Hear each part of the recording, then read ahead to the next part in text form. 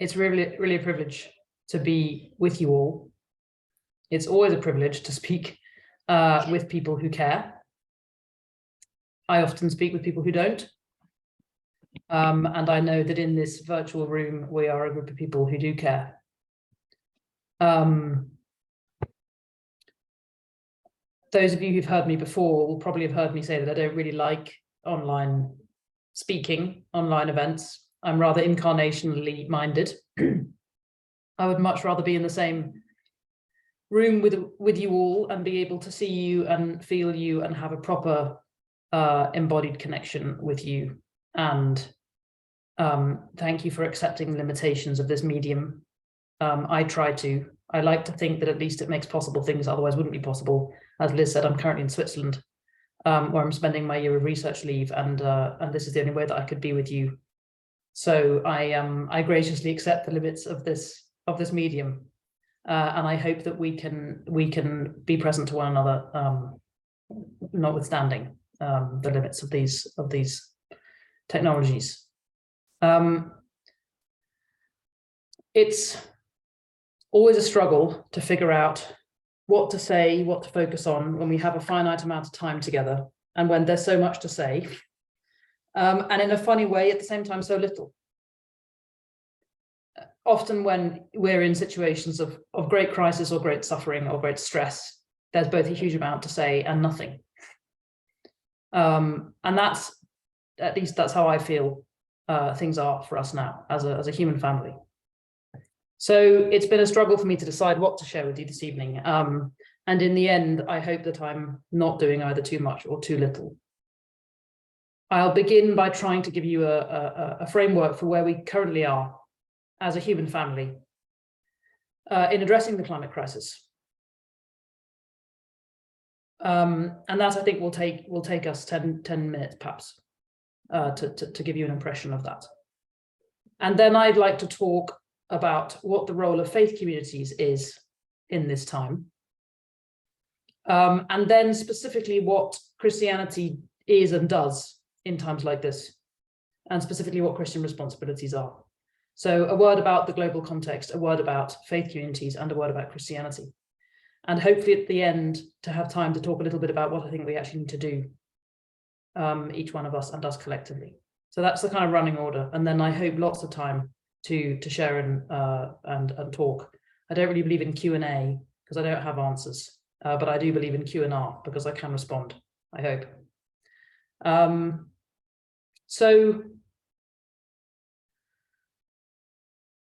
we're living in a time of kairos.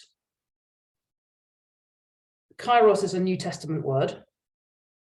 When St. Paul uses that famous expression, now is the acceptable time, now is the day of salvation. That's a kairos. A kairos is a unique moment of opportunity. It's a unique opening in history for something to happen. Nearly always in the New Testament, it's used to signify both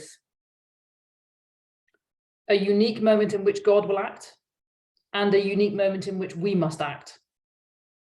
And in that sense, it has it's a bit of a Janus face, because it's both a season of grace and it's a season of judgment. And the word crisis really captures that, right? I've called this talk Living in a Time of Crisis, being Christian in a time of crisis. A crisis is like that. The New Testament word crisis means judgment. And judgment in this sense is not, try not to think about Michelangelo. We're not talking about an otherworldly judgment. And actually, in a funny way, the New Testament doesn't often talk about otherworldly judgments. It talks about the judgment that is passed in the very moment that we act. The judgment of God, the judgment of history, the judgment of our fellow human beings. And I'll say some more about that in a second. But that notion of crisis, that notion of kairos, and that notion of crisis are very closely linked. A unique moment, a unique time, a unique opportunity. We know we're standing at a crossroads in our human history. We know that. We know that what we do now will create a particular kind of future. There's no ambiguity about that. What we do in the next few years will create one future or another. We don't yet know which future that will be. But we really are in the driving seat of history, human beings, right now. We have an opportunity to influence the future in a way that we just won't have in a decade's time. So this is a true kairos. And that's a terrifying thing, deeply terrifying thing. But it isn't only terrifying, it's also something quite beautiful, dare I say, because in a kairos, we have a chance to show what we're made of. We have a chance to step up,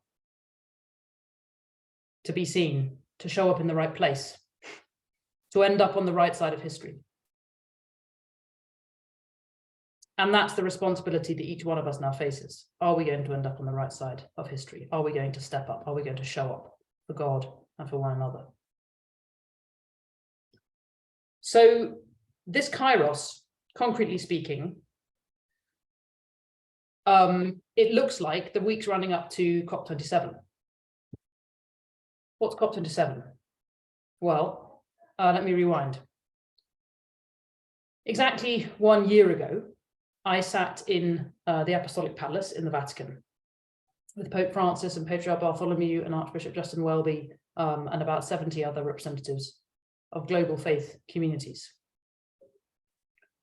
We met to leverage global leadership ahead of the Glasgow Climate Summit, which was COP26. At the meeting, the first person to address us was the president of the Pontifical Academy of Sciences. And he stood up and said very calmly to this enormously distinguished gathering, very calmly, he said he just had a granddaughter. She'd just been born.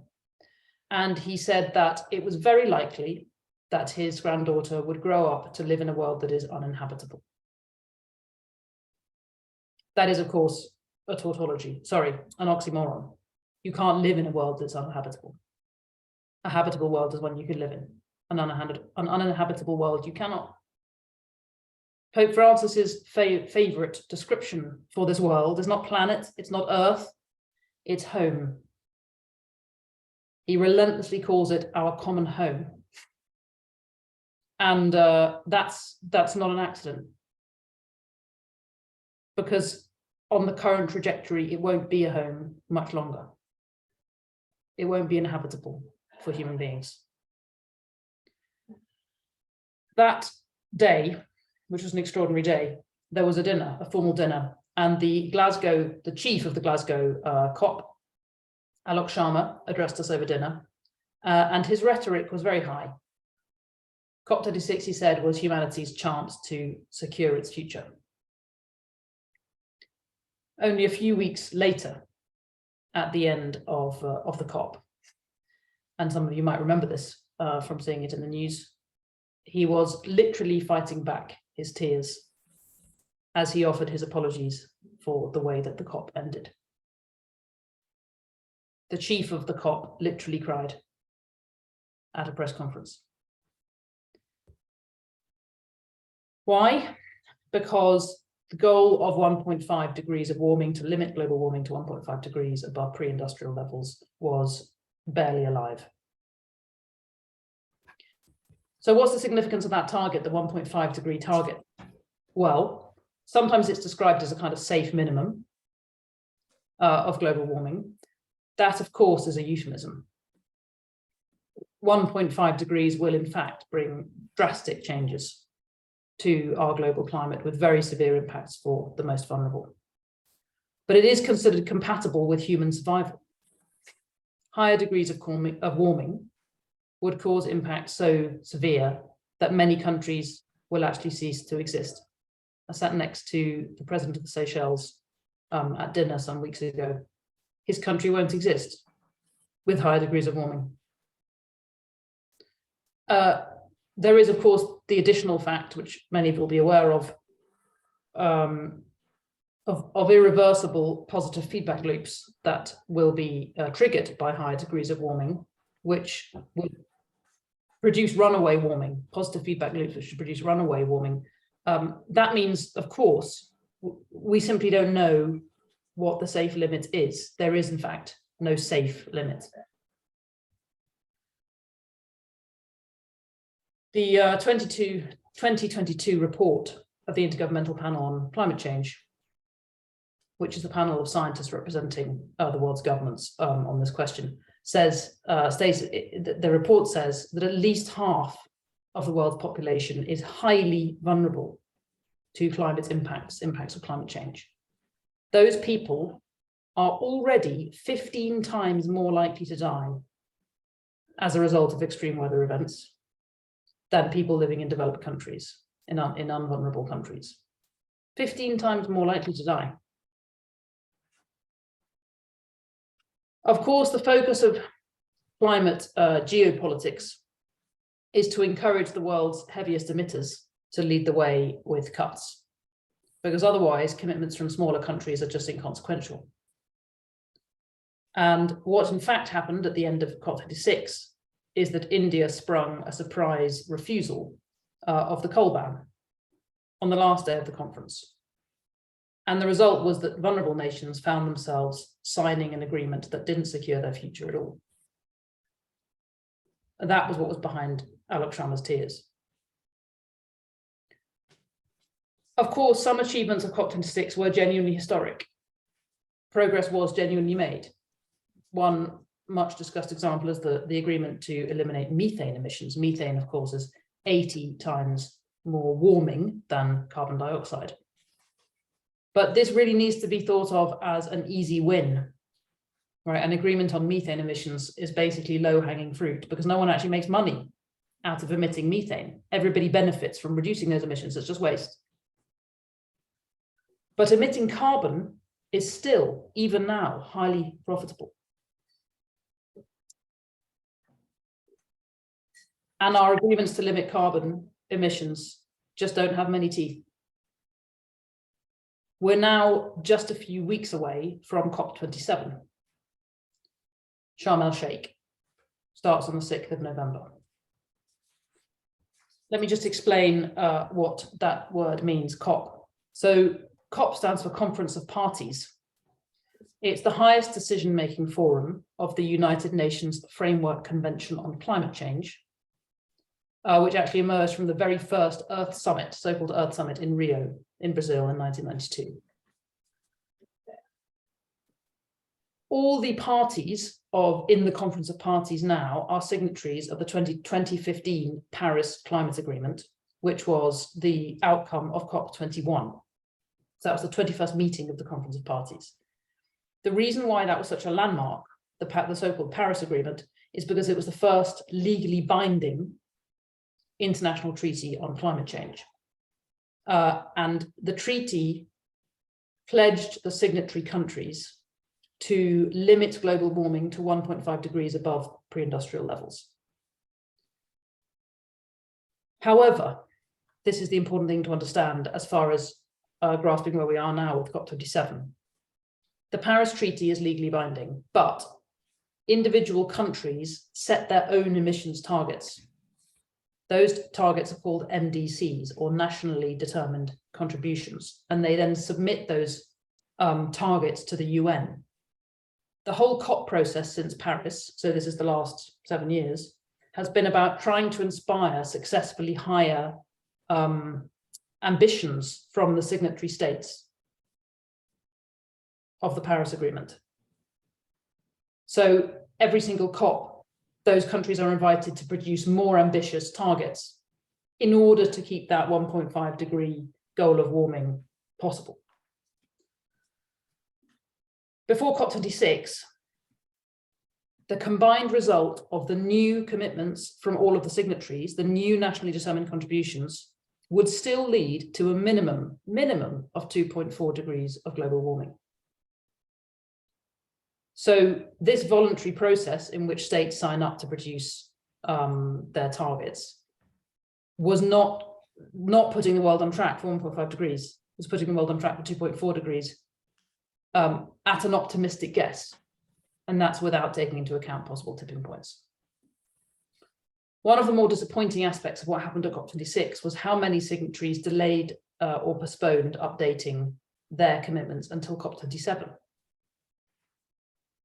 When Secretary General Antonio Guterres, Secretary General of the UN, closed the COP26, he said COP27 starts now. That was because so many countries didn't submit updated nationally determined contributions. So COP27 bears a huge degree of weight, and we are just a few weeks away from that. There are people who think that these delaying tactics are basically a good sign. They think that nations are buying time to kind of leverage each other to come up with more ambitious commitments ahead of COP27. But at this point, and I haven't checked this in the last 24 hours, so feel free to go and check and see if there's something more updated than what I'm about to tell you. Yesterday, only 24 nations had actually submitted revised targets. 24 out of all the countries in the world. And most of those didn't actually live up to the Glasgow Climate Pact, which committed them to produce more ambitious commitments than they had already in terms of reduction in carbon emissions. Of course, some of you might be thinking at this point of the Inflation Reduction Act, the largest piece of climate legislation passed by a major emitter in history.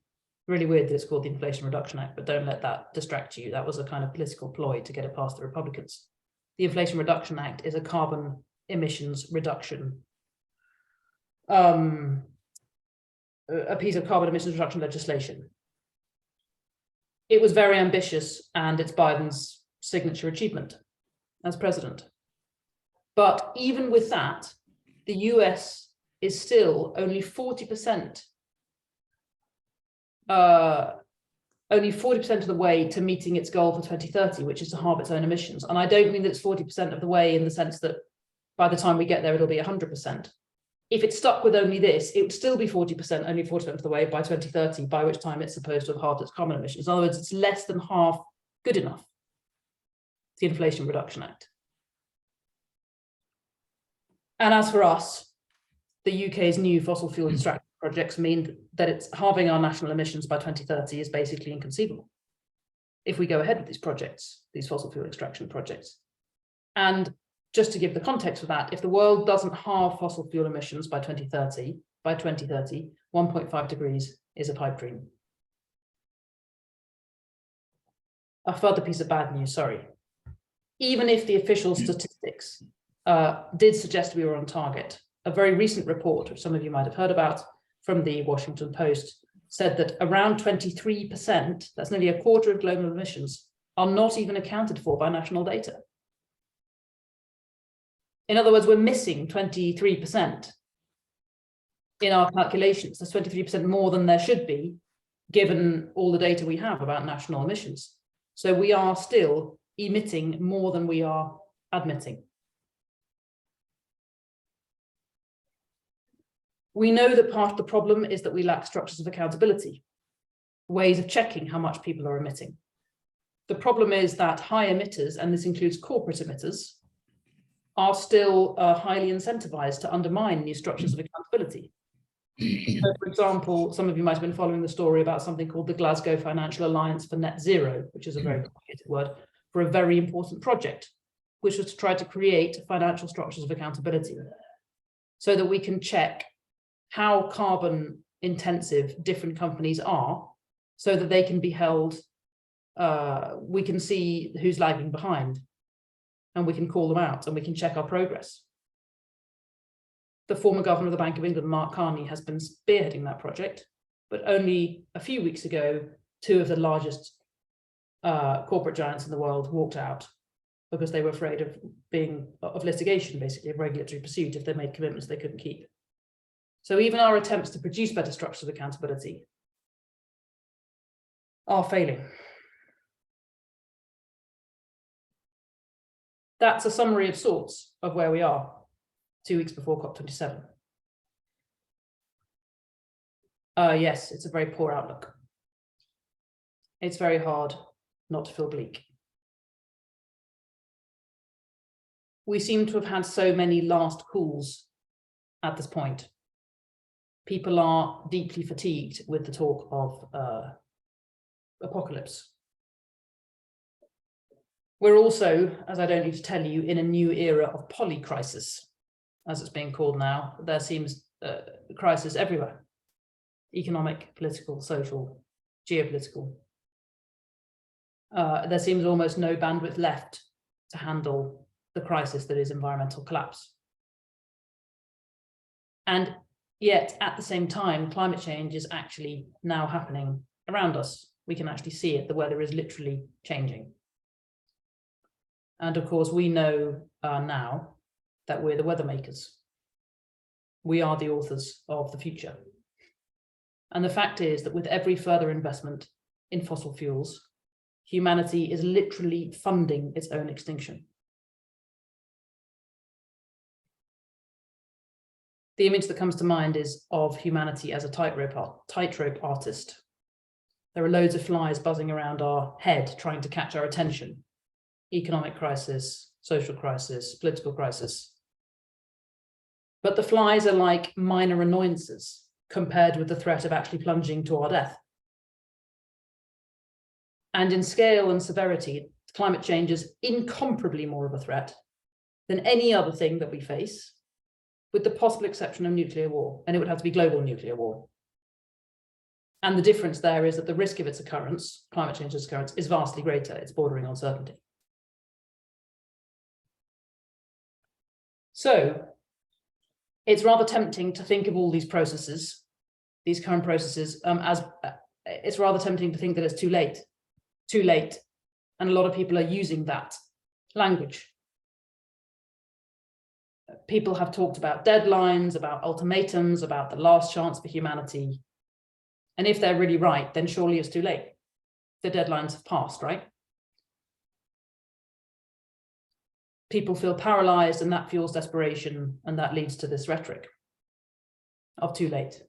It's like a desperate way of trying to get the message through. But, and this is to conclude my introduction of the context here, and we'll come back to this thought. Talking about last chances is extremely dangerous. The fossil fuel companies, which have grown fat, by the way, of years of deliberate misinformation about the effects of carbon emissions, break out the champagne when consumers are told that it's too late. A consumer who thinks it's too late has no reason not to buy more fossil fuels. The reality is, and it's an uncomfortable reality, there is, in a sense, no deadline at all. Because every single week and every month and every year that we delay decarbonizing, the future for those who come after us becomes bleaker. Because we don't know where the tipping points are.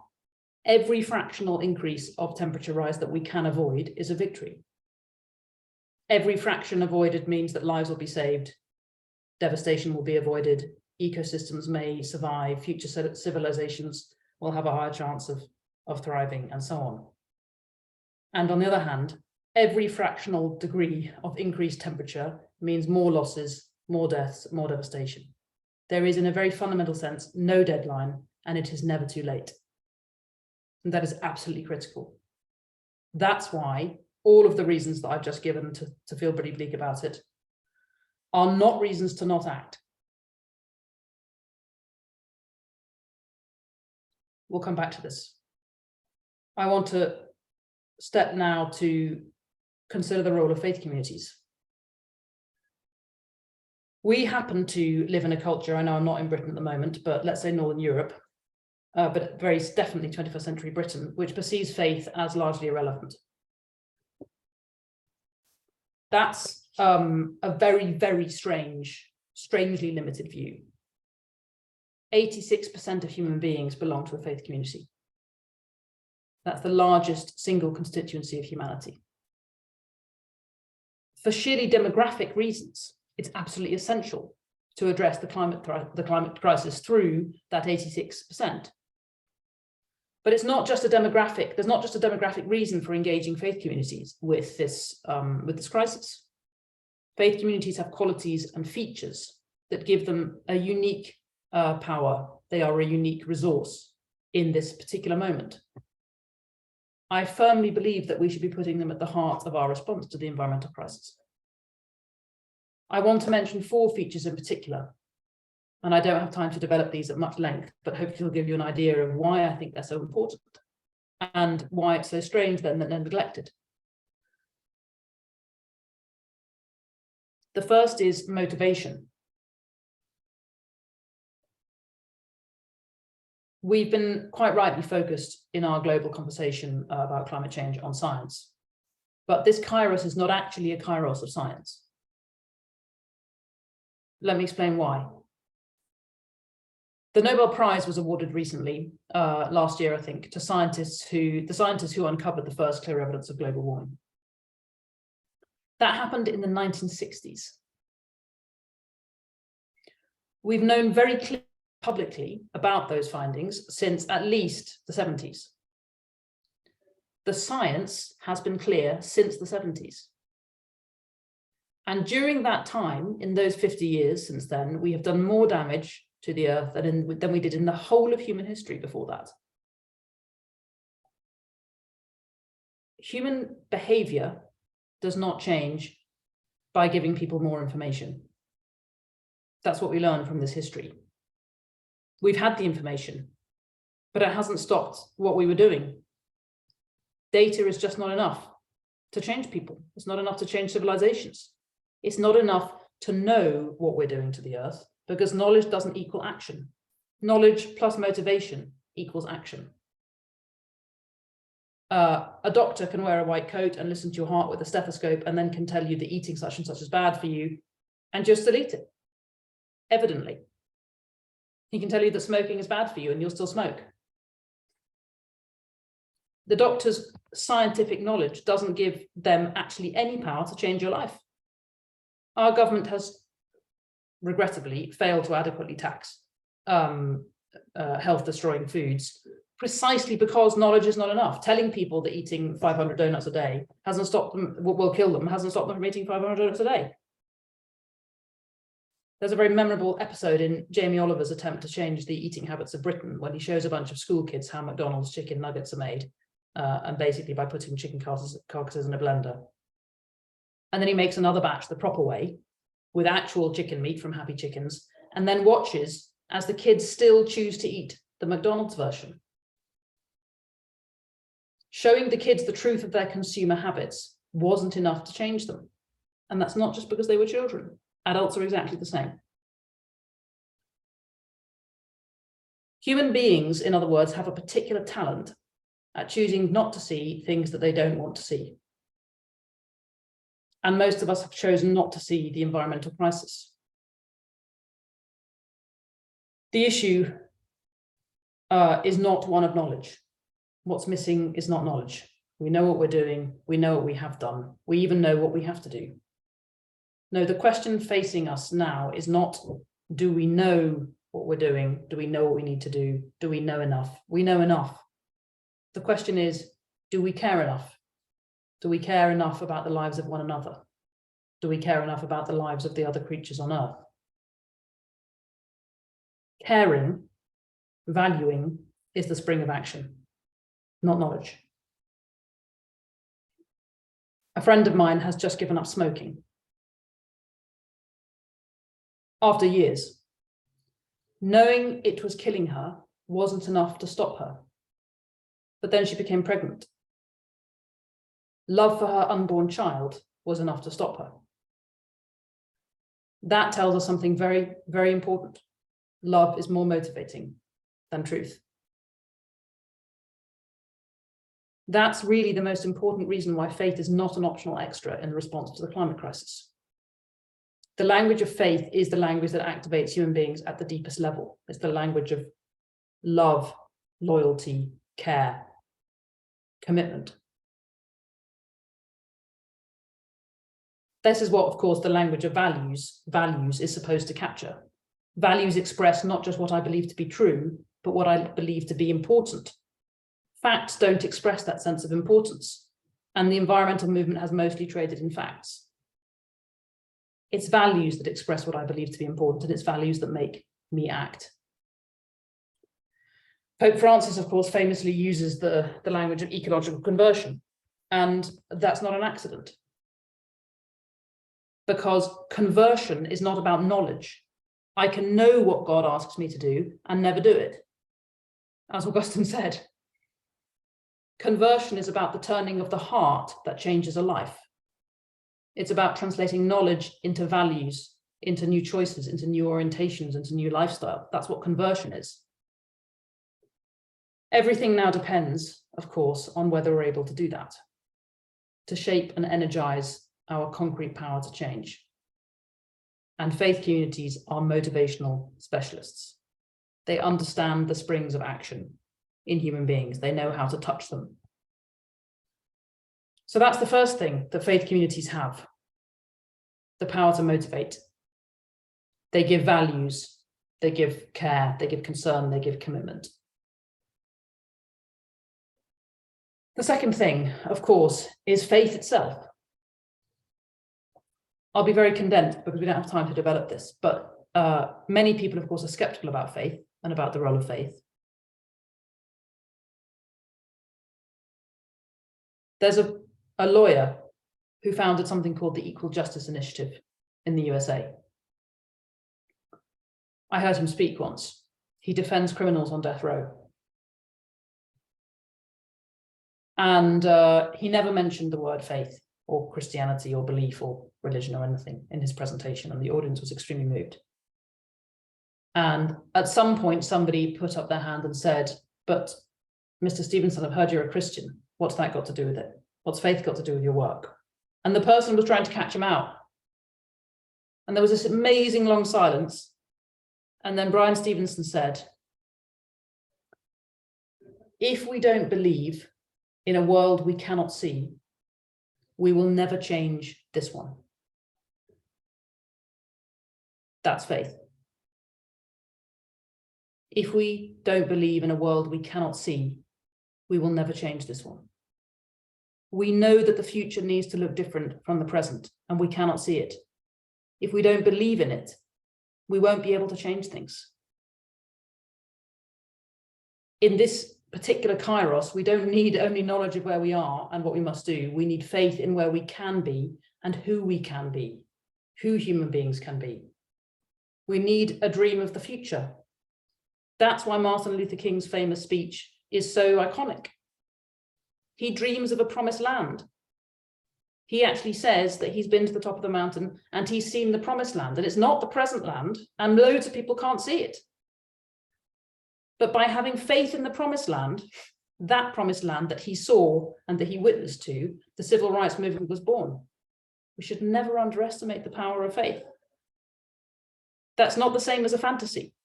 It's a vision that creates the future. Without that vision, there is no future, as it famously says, dare I say it, in the Bible. Without vision, the people perish. So that's the second thing, faith. The third thing that faith communities have. There are many ways of describing this, but I'm going to call it endurance. You might want to call it persistence or determination or perseverance. Faith communities in general know that true conversion, in the sense that we're talking about it now, doesn't happen only in a moment. Yes, of course, it often begins with a great and momentous decision, and we all know the famous stories about those decisions. But we only see whether that conversion was real in what happens afterwards, in the very gradual, painstaking, day in, day out work of actually transforming ourselves in the world. That's when we see whether the conversion was real. That's endurance, that's perseverance. Famous words from St. Paul, the one who perseveres to the end will be saved. And that's not a threat.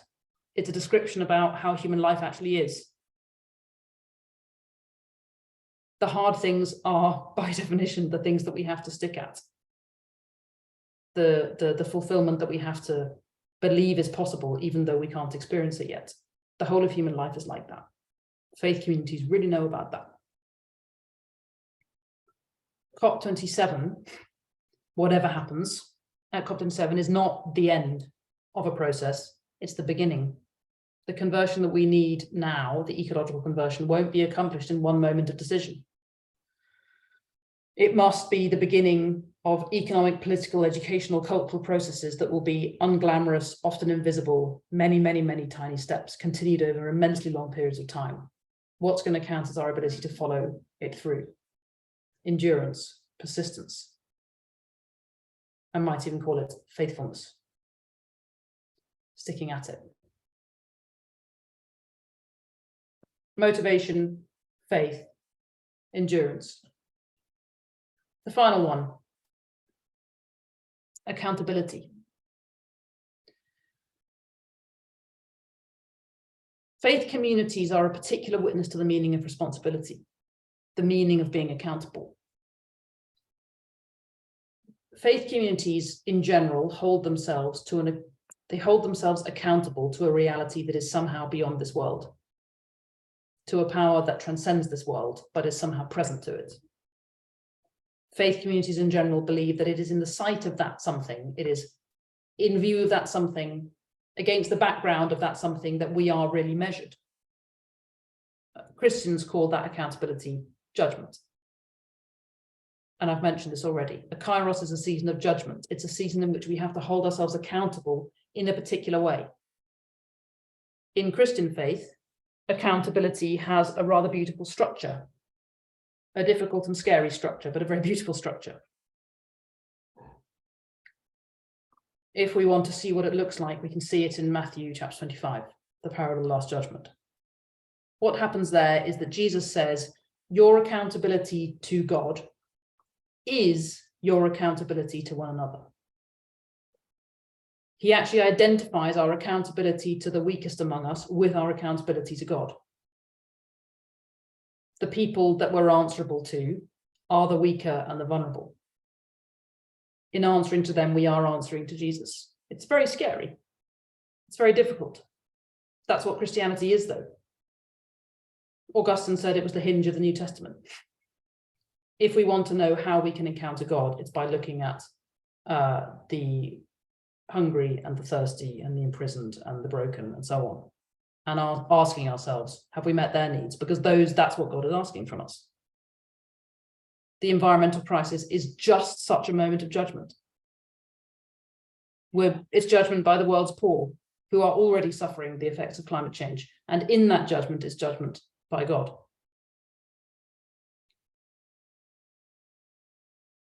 So faith communities have this unique role to play.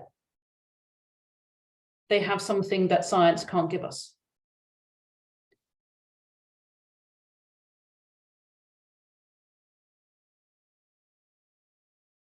A brief word about the specific significance of Christianity among these communities. I'll be brief here because I want to leave a bit of time to talk about what we might each individually do. And it's possible that some of you have heard me speak about the specific role of Christianity before, but I'll give you a brief glance at the shape of it. Many of us will have received a picture of Christianity which says that the main focus of Christian existence and of Christian action is another world called heaven. And that purpose and destiny is the way we should measure the importance of this world. And because in heaven it's mainly clouds and angels and souls, that what we're really called to do is leave this world behind, to not be distracted by it, essentially, to pass through it. That imagery of passing through is quite deep in the Christian DNA. That makes the material world, this creation, basically redundant for Christians. It's almost as though we just have to get through it as quickly as possible. Christians in general express what matters by talking about what matters in the end. You know, that's what eschatology is, right? What matters in the end, if that's, souls and spiritual things, then that tells us what's important now, which is that we should be living towards that reality and only caring about things that are significant against the background of that reality. So that picture of what happens in the end, of eschatology, of heaven and the future is very fundamental in expressing the Christian sense of value. And that sense of heaven that I just described to you, of being a bodiless place where we have kind of sloughed off earthly things, it is totally unbiblical. The early Christians just wouldn't have recognized it. It's so unrecognizably remote from everything that is beautiful, engaged, and rich about our actual life. that it's difficult for us to even relate to it. The secular culture, not surprisingly, finds it totally unrelatable. The biblical picture of the future is not like that. In fact, the biblical picture of the future is not mainly evoked with the concept heaven. It's mainly evoked with the concept, well, two concepts actually in the New Testament, the concept of resurrection and the concept of new creation. And those notions don't have the sense of heaven in the modern sense. The early Christians put the phrase, the resurrection of the body, into the creed, so that everyone would have to say it every single Sunday, just to remind us our future is not bodiless. That's not what we're moving towards. That's not the reality that we're supposed to be trying to get to. The resurrection of Jesus, as I'm sure I don't need to tell you, was not a superseding of his physical reality. It was the fulfillment of it. Jesus' resurrection was a totally concrete indication of the destiny of the whole of creation, which is that the flesh and the materiality of this world is to be renewed, not to be left behind. Creation and redemption are not separate things. Redemption is what creation was always for. What God has made, God doesn't throw away. The Bible doesn't begin on earth and end in heaven, despite how people talk about it. It begins in a garden and ends in a city. And the city is not heaven in our modern sense, it's heaven on earth. The Bible imagines the story of creation totally concretely. Creation, redemption, new creation. Not earth, heaven. And the role of Christ expresses that. Christ isn't just a local figure having to do with humans and human salvation. Christ is a cosmic figure. He embraces all that is. He's the one through whom all things were made and in whom all things come to perfection. When Jesus talks about his purpose or his mission, the primary object of his mission is not humans, it's cosmos, universe, everything that there is.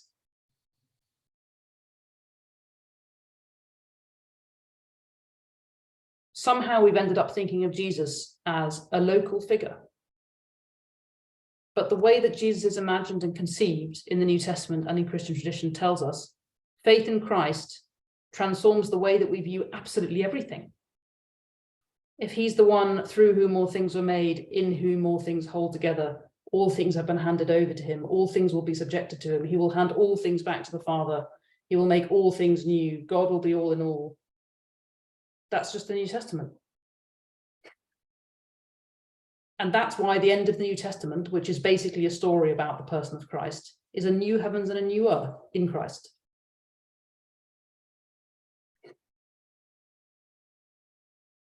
Pope Francis expresses this very beautifully in Laudato Si when he says, God has united himself definitively to our earth. Christianity is a call to take responsibility, not for another world, but for this one. Christianity is not a call to pay a huge amount of attention to something called the soul and as little as possible attention to something called the body. Christianity is a faith in the resurrection of the body, in the new creation. It's faith in Christ the Logos, who is the kind of order or structure or reason of everything that exists. He's the Alpha and the Omega, the first and the last, the beginning and the end of everything. Now, we may or may not believe that. I'm not really talking about whether we believe that. I'm saying that's what Christianity is. We can believe it or not as we please. That's what Christianity is. It is impossible to be a Christian and to not take responsibility for this whole world. There just is nothing otherworldly about it. Christians, therefore, to far too quickly conclude, in a particular way, have to take responsibility for this world. Because God takes responsibility for this world. That's what Christ is God taking responsibility for the world that God made, gathering it up, saving it, healing it, restoring it, renewing it.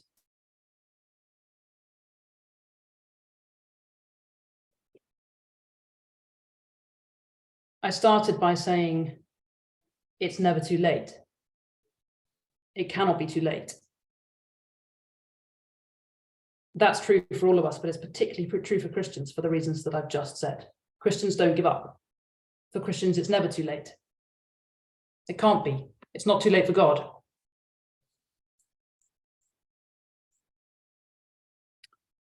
Things do seem very bleak.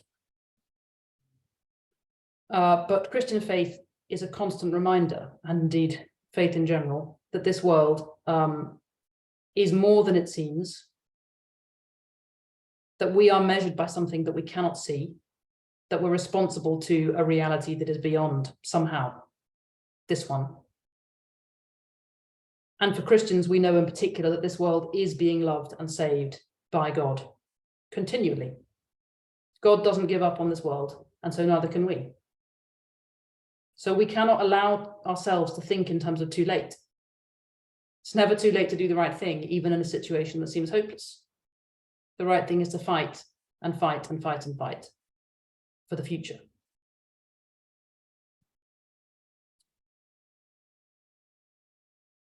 I have a couple of concrete suggestions about what this means, and I'm going to be very brief because I know that we want to turn over to Q&A time. And I could speak about this for a long time, and please ask me about it. I'm going to abbreviate my reasoning and just tell you my conclusion. When I talk about responsibility, I'm not only or even mainly talking about individual responsibility. And when I talk about conversion, I'm not only or mainly talking about personal conversion. Why? Because this crisis can't be solved at an individual level. We've got to the stage now where we need things to change at the systemic level, and we need them to change right now. And so taking responsibility in this moment means doing what we can to create system change. And that doesn't mean individual action. That means things like creating a culture in which a politician who doesn't make this the priority is simply unelectable, for example. It means creating a culture in which going on investing in fossil fuels is, like, I don't know, torturing kittens. Like, we're talking about a whole change of cultural climate that forces a system change. That might look like political action. It might look like civil resistance. It might look like leveraging the power of the church. It might look like education. What it doesn't look like is piously doing my recycling and thinking that's enough. Or heroically deciding to, I don't know, take a train on holiday instead of taking a plane. It is the right thing to not take a plane if possible. It is the right thing to do your recycling, but that's not what's called for in this moment. It's system change that's called for. When the abolitionists started their campaigning, they weren't trying to convince individual slave owners to give up their slaves, even though it would be great if they did. They were trying to make slavery illegal because slavery was wrong.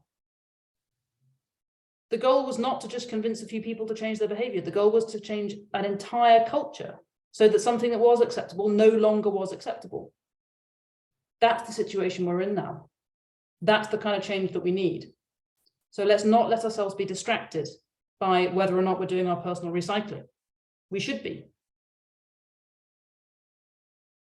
But we really need to ask, what can I do right now to contribute to system change? As a human, as a family, as a community, as a parish, as a Christian, as a church,